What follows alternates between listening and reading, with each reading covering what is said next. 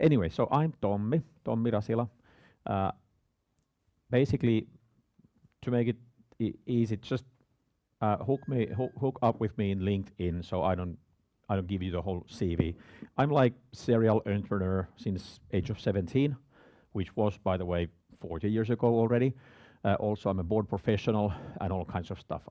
Some people call me the father of, certified board member, the 4.J kurssi. I'm one of the names that you find on the cover of that textbook, etc., etc. But anyway, I was given this very simple question: how can board work help you secure funding and growth to your startup business in the future? And I have like 18 minutes left. So very, very nice. I do have my own slides here, or own slide, which is this one. And then I do have another because like 2 hours ago, I called my good old friend Mikko Jussi Suonenlahti. Who knows Mikko Jussi? Nobody? Well, he's very, I might say he's renowned VC, and my company was the first target of in his VC career in 1995. That was a time where there were dinosaurs and everything in here and lots of ice covering Tampere and everything. But anyway, so that's a long time ago, and since that he has done lots of work, including he has basically built 2 billion euro businesses as well. So I have some of his insights on the next slide. But basically, very briefly, and I will be available here after this when we're having coffee and some things with sparkles and whatever. Yeah, good. Okay, so first of all, if you think that you might be willing to take a VC in your company, which is like my perspective here, Mikko Jussi's on next slide is like when the VC is inside your company, which is a little bit different. So first of all, get organized. Organize a board work. Have a board. And when you have a board, make it real. So that there is like agenda and there is like, annual clock and stuff like that. So that you get the power out of it. I mean, some people and some companies, they think that no, we don't want to have all these forms and regulations and rules. We just we have board when we feel like we have a board, and we talk what we think we like to talk. Yeah, sure, yeah, that's cool. Especially if you're a very small company and everything, and you're not looking for investment from VCs or banks or anything. Because the thing that, for instance, bank also, because when I say here price of funding also means if you want to have a bank loan, I mean, the bank will also want to see your board minutes and stuff. Who are on your board? Are they people who they can trust? Or is it like in this, 4.J kurssi, certified board member courses, I have created a meme, which is in Finnish, vaimo, veli ja koirahallitus, which means like you have on the board, you have your wife, your brother, and your dog. And that's, so if that's your board and there's no documentation, you actually don't do any board work except that you sign 2 pieces of paper, twice a year, and that's it. So it's not very convincing. So basically, when you have a board which has outside members and everything, it's trust and governance, because these outsiders, the VC or the bank or whoever, they know that, okay, there's someone else than these 2 geeks who actually seem like trustworthy. They look very innovative, and we really want to support them because they are going to make this succeed. But these 2 people, these will see that, everything will be done right. Okay? And then document it. Make those documents, and please make them right away. When you have finished the board meeting, the best case is that the minutes are ready already at that time, and you can do it by electronic signature, etc., whatever. But it's never easier to make the documents like 8 weeks or 6 months after the meeting. And also that speaks for your kind of good governance, because yes, good governance is kind of dull and boring, but it's essential. Those two first things there, number one and number two, they are the foundation of the whole thing. You need to have that. If that's not there, then these others, they don't really, play any role. You can't build the house without a proper foundation, okay? And this documented board work, it gives you like credibility, first of all, because you can show anybody that, not anybody, but the financiers. Okay, here's the paperwork, this is what we have done, this is the board's role within the last 2 years. But it's also insurance for you, for the bank, for the VC. Insurance means that you can go back and see why was this decision made, especially if it was a bad decision. Because bad decisions are okay if you do them, prudently. The point is that if you do something, if you make a wrong decision, but you have not documented that, you're just, wasting money on something, or you're doing whatever it is. If you have done that with, the best information available, then that's called risk-taking. And risk-taking is all right. And sometimes the risk, is realized.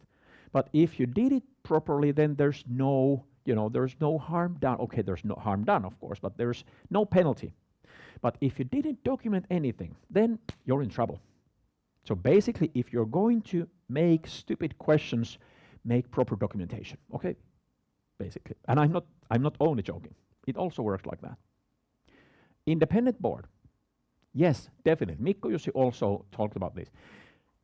If there's like, 4 or 5 founders or shareholders, whatever, yeah, that's cool. But then it's not really probably the most dynamic and bold board.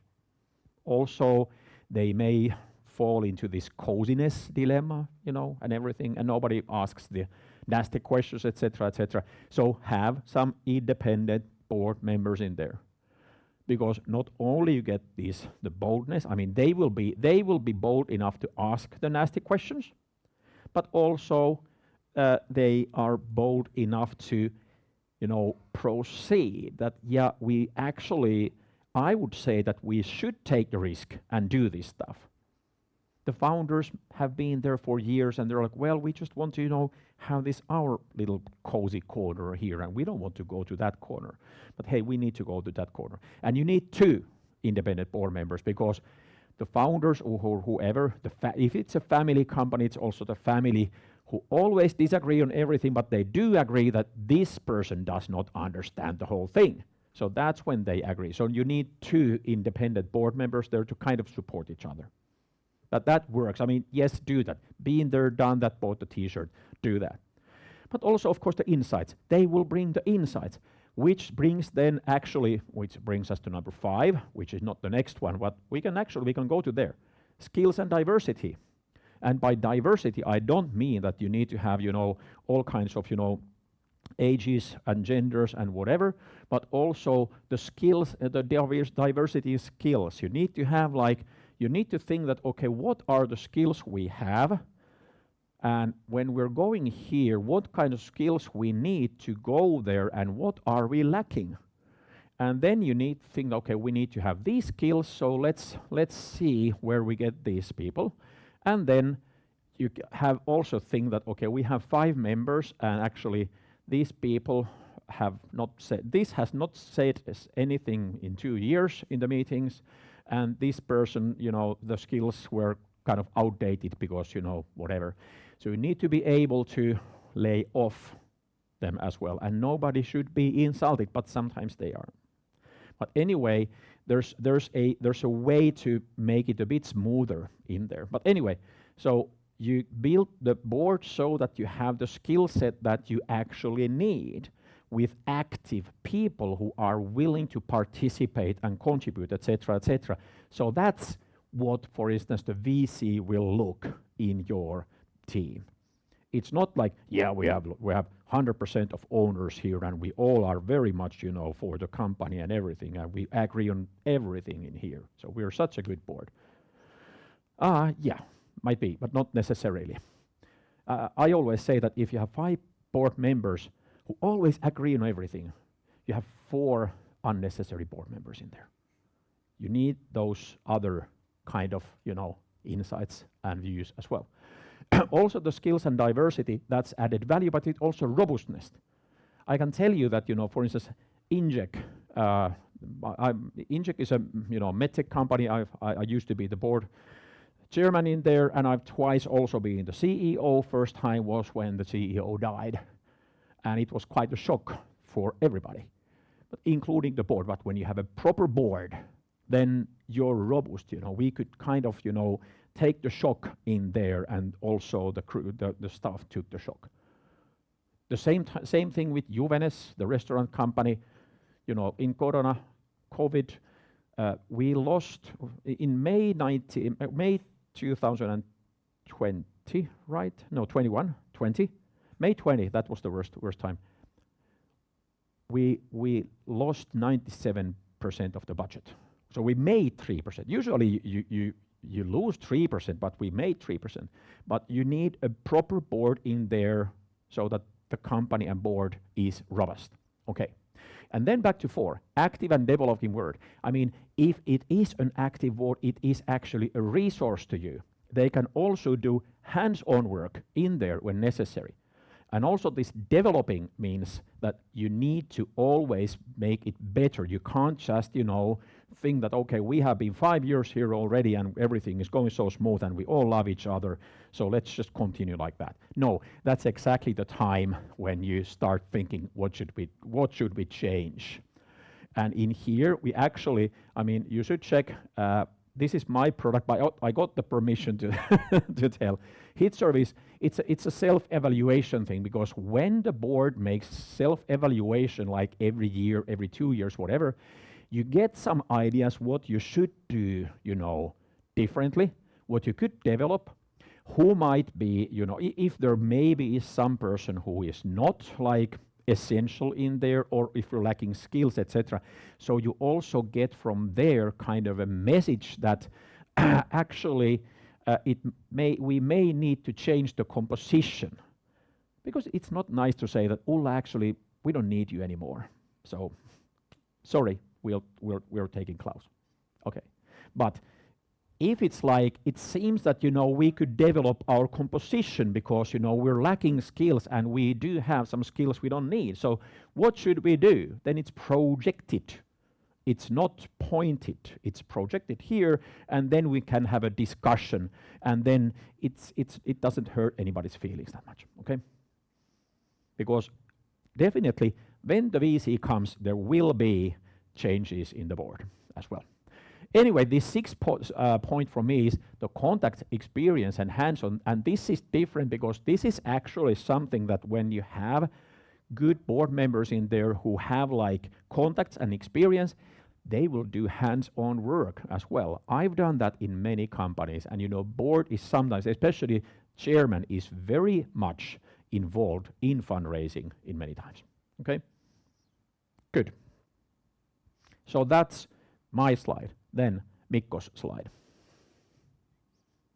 So I made this question to Mikko, Jussi, and then I said, after he told me this stuff, I said, that's a very good answer, but it was to like a different question which I thought I asked. But that was his view. But he started by telling, well, that's a very good question, but my view is totally opposite to the VC view. Because venture capitalists would not agree with, basically what he's saying, but it's kind of just, the point of view question. First thing he said, that a VC joins the board for power. They are there to use power, while we others, we basically, we go there to add value and help the company, which is what we should do by the law.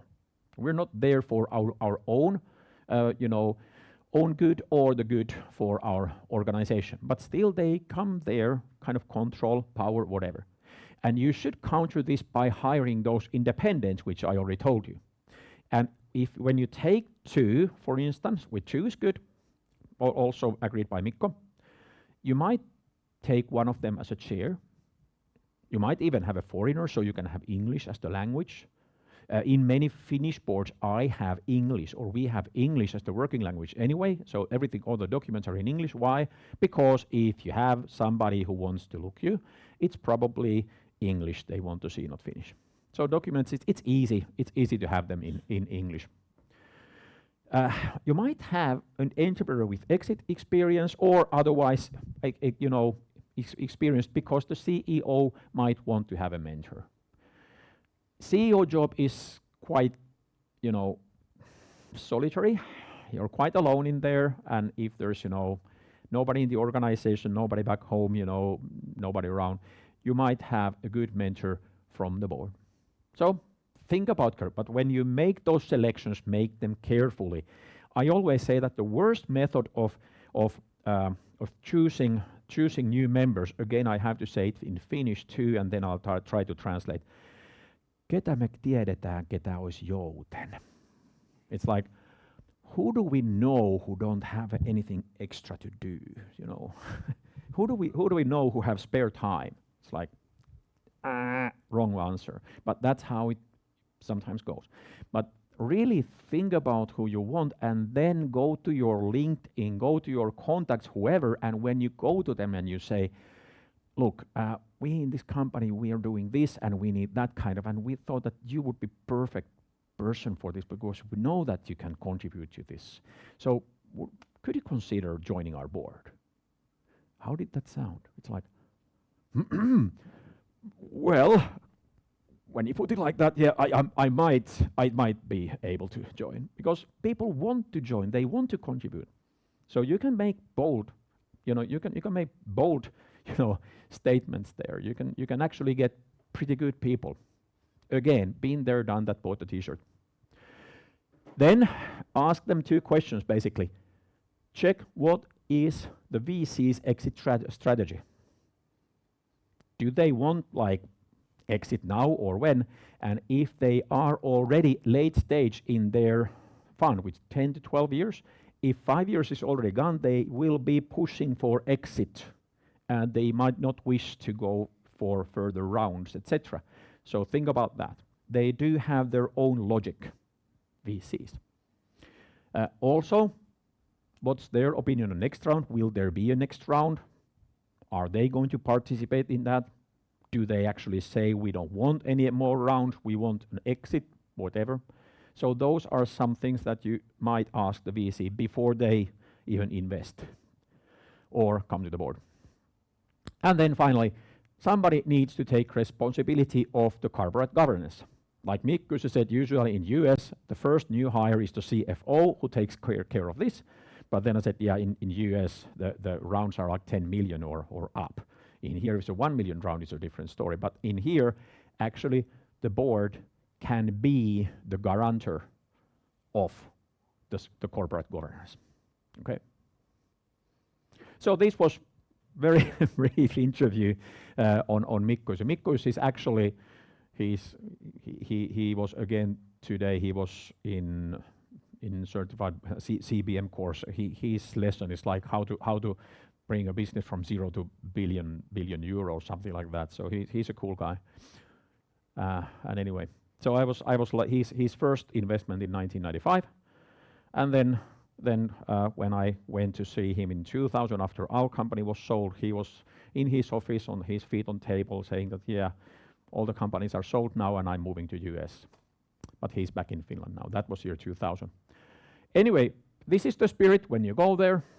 You need to be bold, but of course you need to be also taking precautions and everything. But that's the whole thing. Think about also the VC and the investor. They know that you are in here.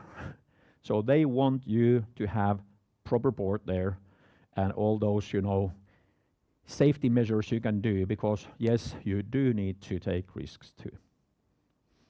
But that's it from my behalf. I will leave this in here in case you want to try this. But anyway, it's available in English and Finnish.